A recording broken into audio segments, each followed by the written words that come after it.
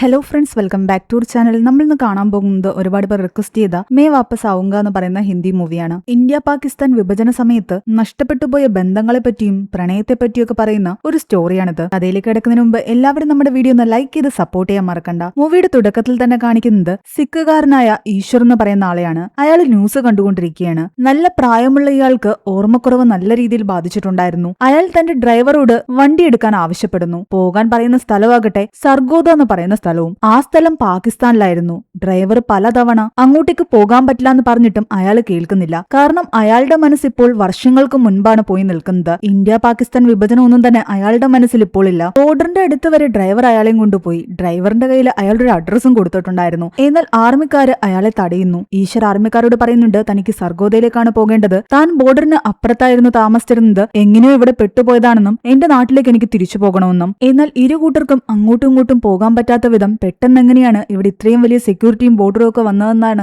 ഈശ്വർ ചിന്തിക്കുന്നത്. അയാൾ ആ കാര്യങ്ങളെല്ലാം മറന്നു പോയിട്ടുണ്ടായിരുന്നു. തനിക്ക് ബോർഡറിനപ്പുറത്തുള്ള സർഗോദയിലേക്ക് പോകാൻ പറ്റില്ല എന്നറിഞ്ഞതും അയാളുടെ ആരോഗ്യസ്ഥിതി വല്ലാതെ മോശമാകുന്നു. അബോധാവസ്ഥയിലായ അയാളെ ആർമിക്കാര് തന്നെ ശുശ്രൂഷിക്കുന്നുണ്ട്. അയാളുടെ വീട്ടിലേക്ക് ഫോൺ വിളിച്ച് കാര്യങ്ങൾ അറിയിക്കുകയും ചെയ്യുന്നു. സീനവിടക്കെട്ടായി നമ്മളെ കാണിക്കുന്നത് ഈ ഈശ്വറിന്റെ ചെറുമകനായ നിർവീറിനെയാണ്. അവൻ ലണ്ടനിലാണ് താമസിക്കുന്നത്. ബ്രിട്ടീഷ് പൗരത്വം ഉണ്ടായിരുന്നു അവന്. കാവേരി എന്നായിരുന്നു അവന്റെ ഗേൾഫ്രണ്ടിന്റെ പേര്. ഒരു വർഷത്തിൽ തന്നെ അവൻ 3 ജോലി മാറി മാറി ചെയ്തു. എന്നാൽ ഒന്നും ശരിയാകുന്നില്ല. അവനൊരു സ്റ്റാൻഡപ്പ് കൊമേഡിയൻ കൂടിയായിരുന്നു. എന്നാൽ അവന്റെ കോമഡി കേട്ട് ആരും ചിരിക്കാറുണ്ടായിരുന്നില്ല. നിവി എന്നായിരുന്നു അവനെ എല്ലാവരും വിളിക്കുന്നത്. തന്റെ ജോലിയും ലൈഫിനെ എല്ലാം തന്നെ നിവി വെറുത്തുകൊണ്ടേയിരുന്നു. കാവേരി അവർ തമ്മിലുള്ള ബന്ധത്തെ വളരെ സീരിയസ് ആയിട്ടാണ് കണ്ടിരുന്നത്. വിവാഹം കഴിക്കാനൊക്കെ അവൾക്ക് താല്പര്യം ഉണ്ടായിരുന്നു. എന്നാൽ നിവിയെ സംബന്ധിച്ച് അവൻ ആ ഒരു കാര്യത്തിൽ അത്ര സീരിയസ് ആയിരുന്നില്ല. ഈ ഒരു റിലേഷൻഷിപ്പിന്റെ സ്റ്റാറ്റസ് എന്താണെന്ന് പോലും അവന് മനസ്സിലാക്കാൻ പറ്റുന്നുണ്ടായിരുന്നില്ല. ഇത് അടുത്ത ഘട്ടത്തിലേക്ക് പോകണോ വേണ്ടോ എന്നുള്ള ചിന്തയിലായിരുന്നു അവൻ. ആ സമയത്താണ് അവന്റെ അച്ഛൻ അവനെ കോൾ ചെയ്യുന്നത്. അവന്റെ ഗ്രാൻഡ്ബയുടെ ആരോഗ്യസ്ഥിതി വളരെ മോശമാണെന്നും അധിക നാള് ഉണ്ടാവില്ല എന്നും അവനോട് പറയുന്നു. അതേ സമയത്ത് തന്നെ കാവേരി ആകട്ടെ ഇവരുടെ റിലേഷൻഷിപ്പ് വിവാഹത്തിലേക്ക് കൊണ്ടുപോകുന്നതിനെ പറ്റി സംസാരിക്കുകയും ചെയ്യുന്നു. എന്നാൽ ഇതൊന്നും ഇപ്പൊ സംസാരിക്കാൻ പറ്റിയ സമയമല്ല എന്നും താൻ ഇന്ത്യയിലേക്ക് പോവുകയാണ്, ഗ്രാൻഡ്ബേ കാണണമെന്ന് പറഞ്ഞിട്ട് അവൻ ഇന്ത്യയിലേക്ക് വരുന്നു. എന്നാൽ തന്നിൽ നിന്നും ഒഴിഞ്ഞു മാറാനാണ് അവൻ പെട്ടെന്ന് ഇന്ത്യയിലേക്ക് പോകുന്നതെന്നാണ് കാവേരി കരുതുന്നത്. നാട്ടിലെത്തി നിവിയാകട്ടെ മുത്തച്ഛനെ കാണുന്നു. അയാളോട് സംസാരിക്കാൻ ശ്രമിക്കുന്നെങ്കിലും എന്തൊക്കെയോ പിച്ചുമ്പയും പറയുന്ന പോലെയായിരുന്നു മുത്തച്ഛൻ സംസാരിച്ചു കൊണ്ടിരുന്നത്. അവനൊന്നും മനസ്സിലാകുന്നുണ്ടായിരുന്നില്ല. ആ സമയം കാവേരിയുടെ കോള് വന്നതും അവൻ കോളിലൂടെ കാവേരിയെ മുത്തച്ഛന് കാണിച്ചു കൊടുക്കുന്നു. താൻ പെട്ടെന്ന് ഇന്ത്യയിലേക്ക് വന്നത് മുത്തച്ഛന്റെ ഈ അവസ്ഥ കൊണ്ടാണെന്നും കാവേരിയോട് പറയുന്നുണ്ട്. വീഡിയോ കോളിലൂടെ കാവേരിയെ കണ്ടതോടുകൂടി മുത്തച്ഛൻ അവനോട് എന്തൊക്കെയോ സംസാരിക്കാൻ ആരംഭിച്ചു. നീ ഒരിക്കലും വിവാഹം കഴിക്കാൻ പാടില്ല എന്നും ഞാൻ നിന്റെ അച്ഛനോട് ഇത് തന്നെ പറഞ്ഞത് അവൻ കേട്ടില്ല, അതുകൊണ്ട് നീയെങ്കിലും അനുസരിക്കണമെന്ന് പറയുന്നു. എന്തുകൊണ്ടാണ് മുത്തച്ഛൻ ഇങ്ങനെയൊക്കെ പറയുന്നതെന്ന് അവന് മനസ്സിലായില്ല. അവൻ പിന്നീട് പുറത്തു വന്ന് കുടുംബത്തിലെ അംഗങ്ങളോട് സംസാരിക്കുമ്പോഴും അവരെല്ലാവരും മുത്തച്ഛന്റെ ആരോഗ്യസ്ഥിതി വിട്ടിട്ട് സ്വത്തിനെ പറ്റിയായിരുന്നു സംസാരിക്കുന്നത്. അദ്ദേഹം സ്വത്ത് വീതം വയ്ക്കുന്നതിനെ പറ്റി ഒന്നും തന്നെ സംസാരിച്ചിട്ടില്ല. മരണത്തിന്റെ വക്കിൽ കിടന്നിട്ടും മരിക്കാതെ അയാളെ പിടിച്ചു നിർത്തുന്ന എന്തോ ഒന്ന് ഇപ്പോഴും അയാളുടെ ഉള്ളിൽ ഉണ്ടെന്നുള്ള രീതിയിലായിരുന്നു അവർ സംസാരിച്ചു കൊണ്ടിരുന്നത്. എന്നാൽ ഇതൊക്കെ കേൾക്കുമ്പോൾ നിവിക്ക് ദേഷ്യം വരുന്നുണ്ട്. ഞാൻ അച്ഛനെ പറ്റി ഇങ്ങനെയൊക്കെ സംസാരിക്കുകയാണെങ്കിൽ അച്ഛൻ ഇഷ്ടപ്പെടുമോ? അച്ഛൻ എന്തുകൊണ്ടാണ് മുത്തച്ഛനെ പറ്റി ഇങ്ങനെയൊക്കെ സംസാരിക്കുന്നത്? എന്നാൽ അത് കേട്ട് നിവിയുടെ അച്ഛൻ അവനോട് പറയുന്നുണ്ട്, ഞാൻ നിങ്ങൾക്ക് സ്നേഹം തന്നിട്ടുണ്ട്, നിങ്ങളെയൊക്കെ നോക്കിയതും അങ്ങനെയാണ്. പക്ഷെ എന്റെ അച്ഛൻ എന്നോട് സ്നേഹത്തോടെ പെരുമാറിയിട്ടില്ല. അദ്ദേഹത്തിന്റെ ജീവിത രീതിയെ വേറെയായിരുന്നു. അതുകൊണ്ട് എനിക്കും തിരിച്ച് അദ്ദേഹത്തിനോട് അങ്ങനെയൊക്കെ പെരുമാറാൻ പറ്റൂ. എന്നാൽ പാർട്ടീഷന്റെ സമയത്ത് ഒരു നാടും വീടും എല്ലാം വിട്ടിട്ട് മറ്റൊരു നാട്ടിൽ വന്നിട്ട് ആദ്യം മുതലേ ജീവിതം കെട്ടിപ്പടുക്കാൻ മുത്തച്ഛൻ ഒരുപാട് കഷ്ടപ്പെട്ടിട്ടുണ്ടായിരുന്നില്ലേ? ആ സമയത്ത് ചുറ്റുമുള്ളവരെ സ്നേഹിക്കാനൊക്കെ മറന്നിട്ടുണ്ടാകുമെന്നാണ് നിവി പറയുന്നത്. നിവി വീണ്ടും മുത്തച്ഛനോട് സംസാരിക്കുമ്പോൾ അദ്ദേഹം വീണ്ടും പിച്ചുമ്പയും പറയാൻ തുടങ്ങി. ഓരോ കാലഘട്ടത്തിലും നടന്ന എന്തൊക്കെയോ ചില ഓർമ്മകൾ മാത്രമായിരുന്നു അയാളുടെ മനസ്സിലുണ്ടായിരുന്നത്. പരസ്പര ബന്ധമില്ലാതെ അയാൾ പറയുന്ന പല കാര്യങ്ങളും കൂട്ടിച്ചേർത്ത് നിവി മനസ്സിലാക്കാൻ ശ്രമിച്ചപ്പോൾ അവനൊരു കാര്യം ക്ലിയർ ആയി. മുത്തച്ഛന്റെ മനസ്സ് പാർട്ടീഷന് മുന്നുള്ള കാലഘട്ടത്തിലാണുള്ളത്. അദ്ദേഹം അന്ന് നടന്ന പല കാര്യങ്ങളുമാണ് ഇങ്ങനെ പറഞ്ഞുകൊണ്ടിരിക്കുന്നത്. അങ്ങനെ കഥ ഫ്ലാഷ് ബാക്കിലേക്ക് പോവുകയാണ്. ഇന്ത്യ പാകിസ്ഥാൻ വിഭജനത്തിന് മുൻപ് ഈശ്വർ സർവോദയിലായിരുന്നു ജീവിച്ചിരുന്നത്. കീനു എന്നായിരുന്നു അയാളെ എല്ലാവരും വിളിച്ചുകൊണ്ടിരുന്നത്. സിഖുകാരനായ അയാളാകട്ടെ നല്ല രീതിയിൽ കവിതകൾ എഴുതുമായിരുന്നു. ക്രിക്കറ്റിനോട് ഈശ്വറിന് വളരെയധികം ഇഷ്ടമുണ്ടായിരുന്നു. ഈശ്വറിന്റെ ഏറ്റവും അടുത്ത സുഹൃത്തായിരുന്നു അഫ്താബ്. കോളേജിൽ പഠിക്കുന്ന സമയത്ത് അവൻ അഫ്സാന എന്ന പേരുള്ള ഒരു പെൺകുട്ടിയെ രഹസ്യമായി പ്രണയിച്ചിട്ടുണ്ടായിരുന്നു. ജിയ എന്നാണ് അവളെ എല്ലാവരും വിളിക്കുന്നത്. അവളും ഷൈരീസ് എഴുതുമായിരുന്നു. ഒരു പരിപാടിയിൽ അവൾ അത് പറഞ്ഞുകൊണ്ടിരിക്കെ അവളുടെ സൗണ്ട് ഇടറിക്കൊണ്ടേയിരുന്നു. അവൾക്ക് ഒട്ടും ധൈര്യം ഉണ്ടായിരുന്നില്ല. എന്നാൽ ഈശ്വർ ആ വേദിയിലേക്ക് വന്നതും അവൾക്ക് ധൈര്യം കിട്ടുകയും അവൾ നന്നായിട്ട് അത് അവതരിപ്പിക്കുകയും ചെയ്തു. ഈശ്വറിന് ജിയെ ഇഷ്ടമാണെങ്കിലും അവളോട് സംസാരിക്കാനുള്ള ധൈര്യം ഈശ്വറിനുണ്ടായിരുന്നില്ല. അവൻ തന്നെ സ്നേഹിക്കുന്നുണ്ടെന്ന് ജിയ്ക്കും അറിയാം. അവളുടെ ഉള്ളിലും അവനോടൊരു ഇഷ്ടമുണ്ടായിരുന്നു. ആ പരിപാടിക്കിടെ ഒരു അനൗൺസ്മെന്റ് കൂടി ഉണ്ടാകുന്നു. ഉടനെ തന്നെ ഇന്ത്യയും പാകിസ്ഥാനും വിഭജിക്കപ്പെടും. 2 രാജ്യങ്ങളും സ്വതന്ത്രരാകും. എന്നാൽ ഇത് കേട്ട് ജി ആകെ സങ്കടത്തിലാകുന്നു. വിഭജന സമയത്ത് കീനുവും കുടുംബവും ഇന്ത്യയുടെ പാർട്ടാവുക എന്നതായിരുന്നു അവളുടെ ടെൻഷൻ. കാരണം പഞ്ചാബ് 2ആയിട്ട് വിഭജിക്കപ്പെടും. ഒരു വിഭാഗം ആൾക്കാർ പാകിസ്ഥാന്റെ പാർട്ടാകും, മറ്റൊരു വിഭാഗം ഇന്ത്യയുടെ പാർട്ടും. വിഭജനം വന്നു കഴിഞ്ഞാൽ എന്താണെങ്കിലും സിഖുകാരെല്ലാം ഇന്ത്യയിലേക്കായിരിക്കും പോകുന്നത്, മുസ്ലിംസ് എല്ലാം പാകിസ്ഥാനിലേക്കും. ജി ഒരു മുസ്ലിമും ഈശ്വർ ഒരു സിഖുകാരനുമായിരുന്നല്ലോ. ഇതെല്ലാം കേട്ട് ആകെ ടെൻഷനോട് നിൽക്കുകയായിരുന്നു ഈശ്വർ അഫ്താബും. അവനോട് സംസാരിക്കാൻ വേണ്ടിയിട്ട് ജി അവിടെ വന്നൊരു കള്ളം പറയുന്നു. തന്റെ ഒരു കാതിലെ കമ്മല് കളഞ്ഞുപോയി, അതൊന്ന് നോക്കണം. അതും പറഞ്ഞിട്ട് അവൾ മുന്നോട്ട് നടന്നു. നിന്നോട് സംസാരിക്കാൻ വേണ്ടിയിട്ട് അവൾ ഈ കള്ളങ്ങളൊക്കെ പറയുന്നതെന്ന് അഫ്താബ് ഈശ്വറിനോട് പറയുന്നു. അങ്ങനെ ഈശ്വരം അവളുടെ പിറകെ പോയി. ശരിക്കും അവളുടെ കമ്മലൊന്നും കളഞ്ഞു പോയിട്ടുണ്ടായിരുന്നില്ല, അത് അവളുടെ കയ്യിൽ തന്നെ ഉണ്ടായിരുന്നു. ആ സമയം ജി ആകട്ടെ ഈശ്വറിനോട് തനിക്കും അവന് ഇഷ്ടമാണെന്നുള്ള സത്യം തുറന്നു പറയുന്നു. അവൾ ഇത്രയും പെട്ടെന്ന് ഇതൊക്കെ സമ്മതിക്കുമെന്ന്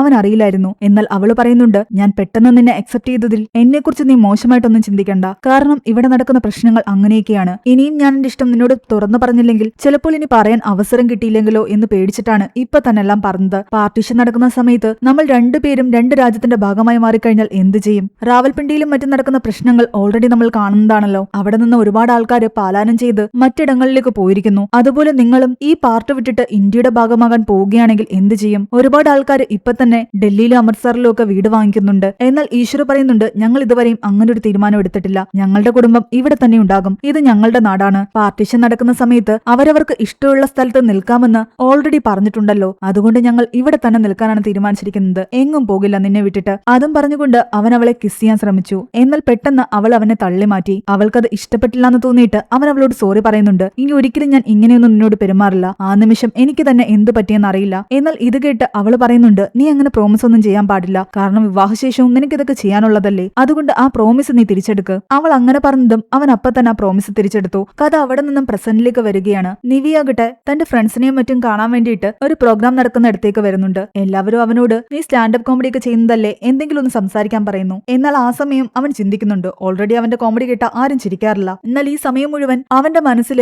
അവന്റെ മുത്തച്ഛനെ പറ്റിയുള്ള കാര്യങ്ങളാണ്. അവൻ അങ്ങനെ ഇന്ത്യ വിഭജന സമയത്തുണ്ടായ പല പ്രശ്നങ്ങളെ പറ്റിയും അന്ന് ആൾക്കാർക്ക് നഷ്ടപ്പെട്ടുപോയ ബന്ധങ്ങളെ പറ്റിയൊക്കെ സംസാരിക്കുന്നുണ്ട്. അതൊക്കെ ചില കോമഡി രൂപത്തിലായിരുന്നു അവൻ സംസാരിച്ചു കൊണ്ടിരുന്നത്. അവിടെ കൂടിയിരുന്ന ആൾക്കാരിൽ പലരുടെയും കുടുംബങ്ങൾ ഇതൊക്കെ ഫേസ് ചെയ്തിട്ടുള്ളതാണ്. അവരുടെയൊക്കെ മുത്തച്ഛന്മാര് പറഞ്ഞു കൊടുത്ത കഥകളും അതുപോലെ അവരൊക്കെ ഇന്നും ആ കാര്യങ്ങൾ ഓർക്കുന്നതിനെ പറ്റി എല്ലാം തന്നെ അവനോട് പല കാര്യങ്ങളും ഷെയർ ചെയ്യുന്നു. കോമഡി രൂപത്തിൽ അവൻ പറഞ്ഞ പല കാര്യങ്ങളും കേട്ട് അവിടെ എല്ലാവരും ചിരിക്കുന്നുമുണ്ട്. പാർട്ടീഷൻ സമയത്ത് എന്തൊക്കെയാണ് നടന്നതെന്നും തന്റെ മുത്തച്ഛൻ എന്തുകൊണ്ടാണ് ഇപ്പോഴും ആ ഓർമ്മകളിൽ തന്നെ നിൽക്കുന്നതെന്നും ഒക്കെ മനസ്സിലാക്കാൻ വേണ്ടിയിട്ട് ആ സമയത്ത് നടന്ന പല സംഭവങ്ങളും മനസ്സിലാക്കാൻ അവൻ പല മ്യൂസിയങ്ങളിലും പോയി റിസർച്ച് ഒക്കെ നടത്തുന്നു. അങ്ങനെ കഥ വീണ്ടും ഫ്ലാഷ് ബാക്കിലേക്ക് പോവുകയാണ്. 1947 ഈശ്വർ സാധാരണ ജിയെ കാണാൻ പോകുന്നത് പോലെ തന്നെ പോകാൻ തുടങ്ങി. എന്നാൽ ആ സമയം പാർട്ടീഷന്റെ ടെൻഷൻ നടക്കുന്നതുകൊണ്ട് മുസ്ലിം സമുദായത്തിൽപ്പെട്ട ആൾക്കാര് തങ്ങളുടെ ആൾക്കാര് തിങ്ങിപ്പാർക്കുന്ന സ്ഥലം പാകിസ്ഥാന്റെ ഭാഗമാകണമെന്നും ബാക്കിയുള്ള ആൾക്കാർ ഇന്ത്യയുടെ ഭാഗമാകണമെന്നുള്ള ഒരു ചിന്തയിലായിരുന്നു. അതുകൊണ്ട് ഏത് സ്ഥലത്താണ് ഒരു കമ്മ്യൂണിറ്റിയിലെ ആൾക്കാർ കൂടുതലുള്ളത് ആ സ്ഥലം ആ കമ്മ്യൂണിറ്റിയിലെ ആൾക്കാരുടേതായി മാറണം. ബാക്കിയുള്ള ആൾക്കാരെല്ലാം തന്നെ അവിടെ നിന്നും പാലായനം ചെയ്തു പോകണം. അതായിരുന്നു അവരുടെ ഒരു രീതി. അത് കാരണം ആ ഏരിയയിലേക്ക് സിഖുകാരനായ ഈശ്വറിനെ അവർ കടത്തിവിടുന്നില്ല. എന്നാൽ ഞാൻ ഇവിടെ ജനിച്ചു വളർന്നതാണെന്നും ഇത് എന്റെ സ്ഥലമാണെന്നും എന്റെ വീട് വിട്ട് ഞാൻ എങ്ങോട്ടും പോകില്ല എന്നും ഇവിടെ തന്നെ നിൽക്കുമെന്നും പറഞ്ഞ് അവൻ വാശി പിടിക്കുന്നു. ആ ആൾക്കാരുടെ നേതാവായ അഫ്സൽ എന്ന് പറയുന്ന ആള് വന്ന് അവനോട് സംസാരിക്കുന്നു. വലിയ പ്രശ്നങ്ങൾ നടക്കാൻ പോകുക, അതുകൊണ്ട് നീ ഇപ്പൊ തിരിച്ചു പോകുന്നതാ നല്ലതെന്ന്. എന്നാൽ പാർട്ടീഷൻ നടക്കുന്ന സമയത്ത് ഏത് പ്രദേശം ഏത് രാജ്യത്തിന്റെ ഭാഗമാകും എന്നുള്ള കാര്യത്തിൽ ഒരു തീരുമാനമായിട്ടില്ല. പക്ഷെ അവിടുത്തെ ലോക്കൽസ് ആയിട്ടുള്ള ആൾക്കാർ തന്നെ ഭൂരിപക്ഷമുള്ള തങ്ങളുടെ ഏരിയ തങ്ങളുടേത് മാത്രമാക്കി മാറ്റണമെന്ന് വാശി പിടിച്ചുകൊണ്ടേയിരിക്കുന്നു. അന്ന് ഈശ്വർ വീട്ടിലേക്ക് തിരിച്ചുപോയി തന്റെ സഹോദരിയോട് ജിയെ പറ്റി ഒരുപാട് സംസാരിക്കുന്നുണ്ട്. അവളെ താൻ എത്രമാത്രം പ്രണയിക്കുന്നുണ്ടെന്ന്. അതൊക്കെ കേൾക്കുമ്പോൾ അവന്റെ സഹോദരിക്കും അവരുടെ ബന്ധത്തിൽ ഒരുപാട് സന്തോഷം തോന്നുന്നു. പിറ്റേന്ന് ഈശ്വറിനെ കാണാൻ വേണ്ടിയിട്ട് അവന്റെ കൂട്ടുകാരൻ അഫ്താബ് അവിടേക്ക് വരുന്നു. അവന്റെ സഹോദരിയുടെ എൻഗേജ്മെന്റ് ആണ്. എന്നാൽ അവന്റെ കുടുംബത്തെ അവിടേക്ക് ക്ഷണിക്കാൻ പാടില്ല എന്ന് അഫ്താബിന്റെ ഉപ്പ പറഞ്ഞിട്ടുണ്ടായിരുന്നു. അതിന് മറ്റൊരു കാരണം കൂടിയുണ്ട്. സിഖുകാരായ ഇവരാകട്ടെ ആ പരിപാടിയിൽ പങ്കെടുക്കാൻ വന്ന അവിടെയുള്ള അവരുടെ സമുദായത്തിൽപ്പെട്ട ആൾക്കാര് ഇവരെ ഏതെങ്കിലും രീതിയിൽ ഉപദ്രവിക്കുമെന്നുള്ള പേടി കൊണ്ടായിരുന്നു. അഫ്താബിന്റെ അച്ഛൻ നല്ലൊരു മനുഷ്യനായിരുന്നു. എന്നാൽ അതൊന്നും പ്രശ്നമില്ല, താൻ അവിടേക്ക് വരുമെന്ന് ഈശ്വർ പറയുന്നു.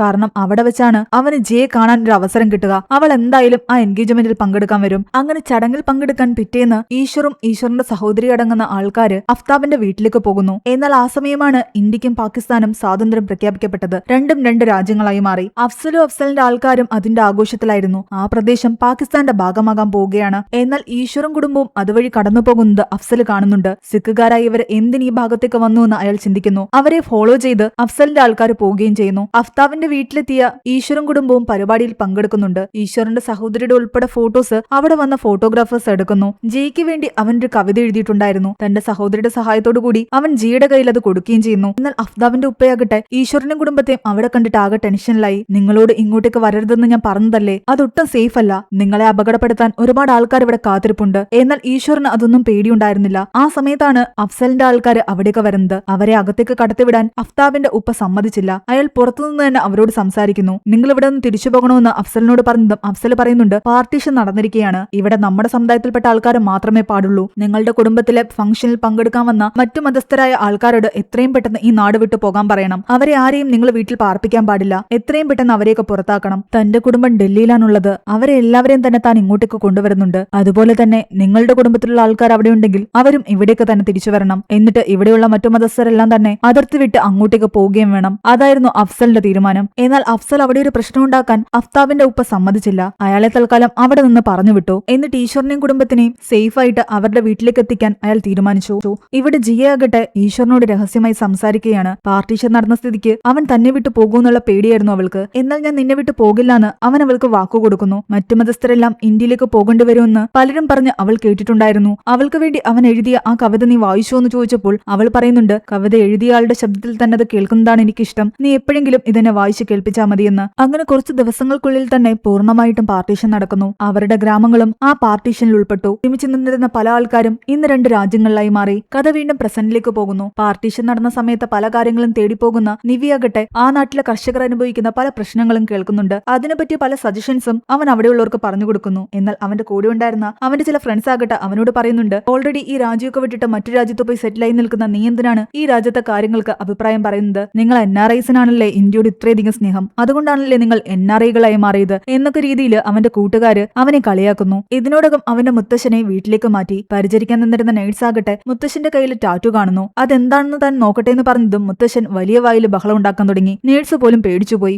ബഹളം കേട്ട് എല്ലാവരും അവിടേക്ക് വരുന്നു. നിവിയും മുത്തച്ഛന്റെ കയ്യിൽ ആ ടാറ്റു കാണുന്നു. ഇതിലെന്താ എഴുതിയിരിക്കുന്നതെന്ന് മുത്തച്ഛനോട് ചോദിക്കുന്നു. അയാൾ ഒന്നും മിണ്ടുന്നില്ല. പഴയ ഓർമ്മകളിലേക്ക് അയാൾ പോവുകയാണ്. പാർട്ടീഷൻ നടന്ന സമയത്ത് രാത്രിയിൽ ജിയെ കാണാൻ വേണ്ടിയിട്ട് ഈശ്വർ അവളുടെ വീട്ടിലേക്ക് വരുന്നു. രഹസ്യമായി അവർ കാണുകയും സംസാരിക്കുകയും ചെയ്യുന്നുണ്ട്. ഞാൻ നിന്നെ വിട്ട് എങ്ങോട്ടേക്കും പോകില്ലാന്നും ഒരിക്കലും നിന്നെ മറന്നു പോകില്ലാന്നും നിനക്ക് വേണ്ടി ഞാൻ എപ്പോഴും തിരിച്ചു വന്നുകൊണ്ടേയിരിക്കുമെന്നും അവൻ പറയുന്നുണ്ട്. എന്നിട്ട് അവളെ മറക്കില്ല എന്ന് അവളെ വിശ്വസിപ്പിക്കാൻ വേണ്ടിയിട്ട് തന്റെ കയ്യിലെ ടാറ്റുവും അവളെ കാണിച്ചു കൊടുക്കുന്നു. എന്നാൽ അവളുടെ വീട്ടുകാര് അവരെ രണ്ടുപേരും ആ സാഹചര്യത്തിൽ കാണുന്നുണ്ട്. പേടിച്ച് പിന്മാറാൻ നിൽക്കാതെ ജിയാകട്ടെ അവരോട് തങ്ങളുടെ ഇഷ്ടം തുറന്നു പറയുന്നു. പാർട്ടീഷൻ നടന്നിട്ടും മറ്റൊരു സൈഡിൽ നിന്ന് അവൻ തന്നെ കാണാൻ വേണ്ടിയിട്ട് ഇത്രയും റിസ്ക് എടുത്ത് വന്നിട്ടുണ്ടെങ്കിൽ അവൻ തന്നെ എത്രയധികം സ്നേഹിക്കുന്നുണ്ടെന്ന് നിങ്ങൾക്ക് മനസ്സിലാക്കാൻ സാധിക്കില്ലെന്ന് അവൾ അവരോട് ചോദിക്കുന്നുണ്ട്. പക്ഷെ ഇതൊന്നും നടക്കില്ലെന്നും ഇതൊക്കെ വലിയ പ്രശ്നത്തിന് കാരണമാകുമെന്നും അവളുടെ വീട്ടുകാർ പറഞ്ഞിട്ടും അവരതൊന്നും കേട്ടില്ല. ഞാൻ നിനക്ക് വേണ്ടി തിരിച്ചു വരുമെന്ന് പറഞ്ഞിട്ടാണ് അന്ന് രാത്രിയിൽ ഈശ്വർ ജിയെ വിട്ടിട്ട് പോകുന്നത്. കഥ പ്രസന്റിലേക്ക് വരികയാണ്. പാർട്ടീഷന്റെ സമയത്ത് ഇന്ത്യയിലുണ്ടായിരുന്ന ചില ആൾക്കാർ പാകിസ്ഥാനിലേക്ക് മാറിയിട്ടുണ്ടായിരുന്നു. അങ്ങനെയുള്ള പല ആൾക്കാരുമായിട്ടും നിവി കമ്മ്യൂണിക്കേറ്റ് ചെയ്യുന്നു. അവരുടെ എല്ലാം സഹായം തേടുന്നുണ്ട്. പാർട്ടീഷന്റെ സമയത്തെടുത്ത പല ഫോട്ടോസും അവരിൽ നിന്നും കളക്ട് ചെയ്യുന്നു. ആ ഫോട്ടോസൊക്കെ തന്റെ മുത്തച്ഛനെ അവൻ കാണിക്കുന്നുണ്ട്. എന്നാൽ അതിലൊരു പെൺകുട്ടിയുടെ ഫോട്ടോ കണ്ടിട്ട് മുത്തച്ഛൻ വല്ലാതെ സങ്കടത്തിലായി. അത് ഈശ്വറിന്റെ സഹോദരിയുടെ ചിത്രമായിരുന്നു. പാർട്ടീഷൻ സമയത്ത് തന്റെ സഹോദരിയെ ഈശ്വറിന് നഷ്ടപ്പെട്ടിട്ടുണ്ടായിരുന്നു.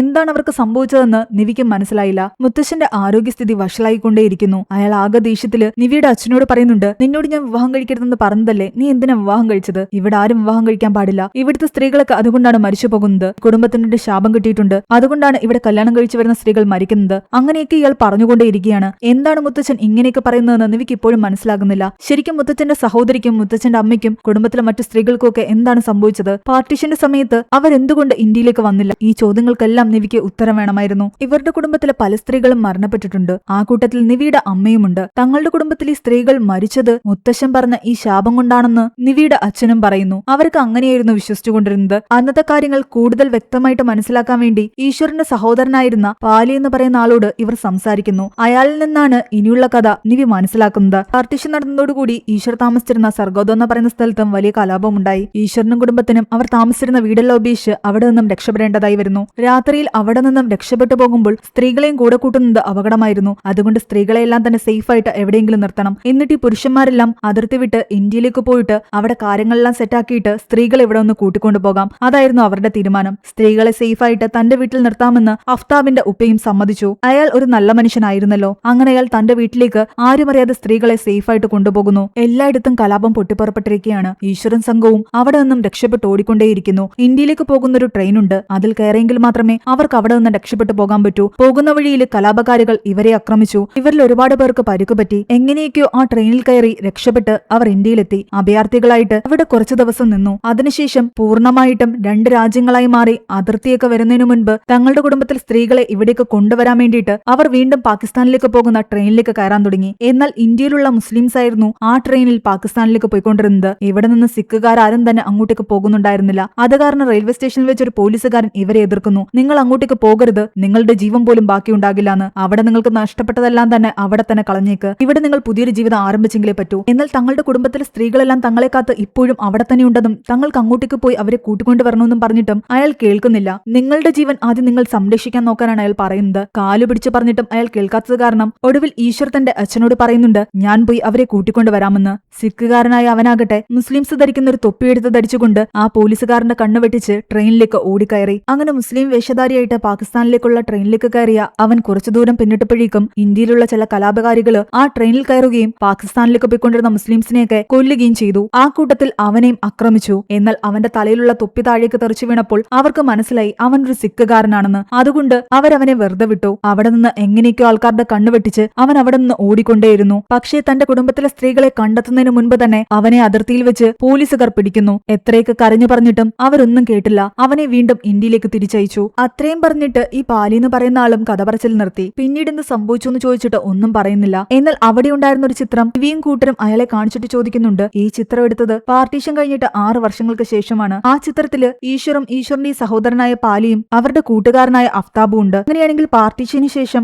നിങ്ങൾ വീണ്ടും അവിടേക്ക് പോയിട്ടുണ്ടാകും. പാർട്ടീഷൻ സമയത്ത് ആൾക്കാർക്ക് പ്രത്യേകതരം ഒരു പാസ്പോർട്ട് ഇഷ്യൂ ചെയ്തിട്ടുണ്ടായിരുന്നു. ഈശ്വറിന്റെ ആ പാസ്പോർട്ടിലും അയാൾ യാത്ര ചെയ്തതായിട്ട് കാണിക്കുന്ന രേഖകളും ഇവർ കണ്ടെത്തി. 6 വർഷത്തിന് ശേഷം നിങ്ങൾ പാകിസ്ഥാനിലേക്ക് പോയിട്ടുണ്ടെങ്കിൽ പിന്നെ എന്താണ് സംഭവിച്ചതെന്ന് പാലിയോട് അവർ ചോദിക്കുന്നു. ആദ്യമൊക്കെ അത് പറയാൻ അയാൾ പേടിച്ചു, വിസമ്മതിച്ചു. നിവി കുറെ നിർബന്ധിച്ചപ്പോൾ അയാൾ പറയുന്നു, തങ്ങളുടെ കുടുംബത്തിലെ സ്ത്രീകൾക്ക് വേണ്ടിയിട്ടും അവർക്ക് എന്താണ് സംഭവിച്ചതെന്ന് അറിയാൻ വേണ്ടിയിട്ടുമൊക്കെ പാർട്ടീഷൻ കഴിഞ്ഞ 6 വർഷങ്ങൾക്ക് ശേഷം ഇവർ പ്രത്യേക പെർമിഷനോടുകൂടി പാകിസ്ഥാനിലേക്ക് പോയി. അവിടെ എത്തി അഫ്താബിന്റെ ഉപ്പയെ അവർ കാണുന്നുണ്ട്. അയാൾ ആകെ തകർന്ന അവസ്ഥയിലായിരുന്നു. അയാളുടെ കുടുംബത്തിനെ അയാൾക്ക് നഷ്ടപ്പെട്ടു. കൂടാതെ അയാളുടെ വീട്ടിൽ താമസിപ്പിച്ചിരുന്ന സ്ത്രീകൾ ആരും ഒന്നും ജീവനോടെയില്ല. ഇതെല്ലാം കേട്ട് ആകെ തകർന്നിരിക്കുകയായിരുന്നു ഈശ്വറും. ഈശ്വർ ഒരു തവണ പാകിസ്ഥാനിലേക്ക് വരാൻ ശ്രമിച്ച സമയത്ത് ഒരു ട്രെയിനിൽ കയറുകയും അതിൽ ഇന്ത്യയിലെ കലാപകാരികൾ കയറി വന്ന് പാകിസ്ഥാനിലേക്ക് പലായനം ചെയ്തുകൊണ്ടിരുന്ന മുസ്ലിംസിനെയൊക്കെ കൊന്നൊടുക്കുകയും ചെയ്തില്ലേ. ആ സംഭവം പാകിസ്ഥാനിലുള്ള മുസ്ലിംസ് അറിയുകയും അഫ്സലിന്റെ നേതൃത്വത്തിൽ ആൾക്കാരെല്ലാം ചേർന്നിട്ട് അവരുടെ നാട്ടിലുള്ള ഹിന്ദുക്കളെയെല്ലാം കൊന്നെടുക്കാൻ ശ്രമിക്കുകയും ചെയ്തു. അതിന്റെ ഭാഗമായിട്ട് അഫ്താബിന്റെ വീട്ടിലേക്കും അവർ വന്നു. അവിടെ ഉണ്ടായിരുന്ന സ്ത്രീകളെയെല്ലാം തന്നെ അതിക്രൂരമായിട്ട് റേപ്പ് ചെയ്തു.